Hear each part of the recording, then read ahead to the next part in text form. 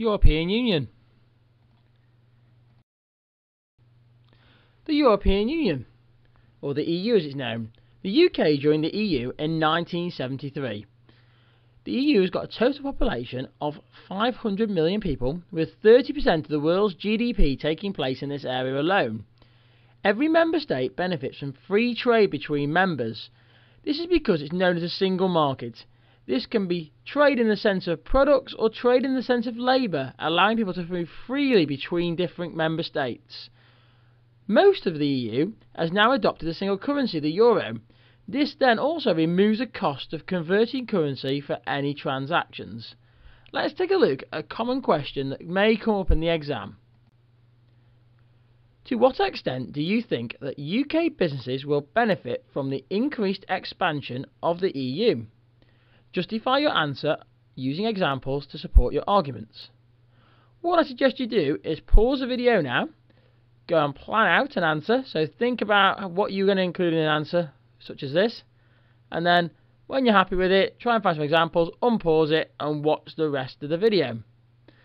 Okay, let's take a look at some of the answers.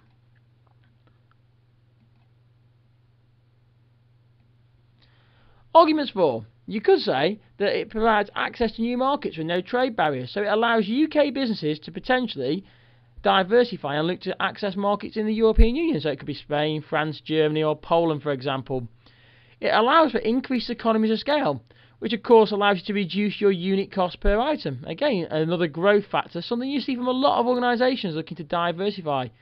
This has been the case for Lidl and Aldi with their recent expansion into many European markets.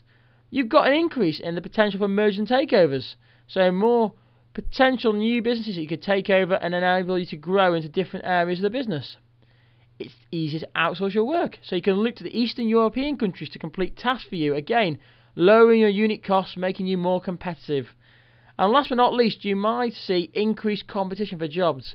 This will actually lower the amount that workers can actually ask for in a physical wage, because you've got more competition. You can look overseas for workers. If somebody isn't willing to work for the set amount that you want them to, I'm sure you'll find somebody overseas. Remember though, you have to pay the minimum wage in the UK. So it tends to be for the high-end jobs now that it's having an impact, or jobs which don't get filled in the UK at the moment, as you see with many workers who come over here just to collect fruit for the summer months. Okay, I'll look at arguments against. Typically, low-cost imports from member states and the new member states can increase competition. Again, this is something that as a company you don't want, because increased competition means the customer may look to go elsewhere. Look at the impact it's having in the supermarkets at the moment, with Aldi and Lidl being the fastest growing supermarkets in the UK. They're starting to eat into Tesco's market share, so proof that this can happen. New member states could weaken the value of the euro.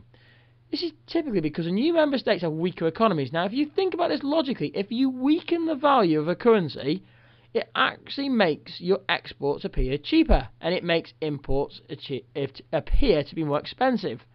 Remember, stronger pound, imports cheaper, exports dearer, the spiced model.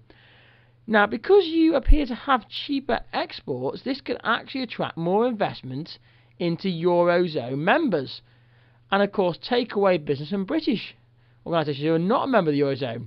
Because remember, when you are exporting, the money is going into your economy, so it's going into the Eurozone economies, and it's going to make it more likely that as a country like Britain, we're going to start importing our goods from the exporters in the Eurozone, which of course theoretically means that we're going to weaken our own economy. It could increase cost to the UK of EU membership due to the low GDP figures of the new member states. We have to donate money to keep the European Union running. We have to pay our fee. Now, that fee will increase because the UK is seen as a more affluent member of the EU compared to some of our newer members. And last but not least, laws and legislation that are made by the EU can have a massive impact on organisations, because laws tend to cost money, and with the fact that they keep constantly changing, they may impact on the way that you operate domestically and also internationally within the European Union. Okay, hopefully that gives you an idea of how to look at the EU, and you should be aware of the potential opportunities and threats that the European Union now presents for businesses. Don't forget to follow me on Twitter and my YouTube channel. You can tweet me any areas of business you're stuck on, and I'll cover them in the future. And check out my website, BeeBusinessBee.co.uk.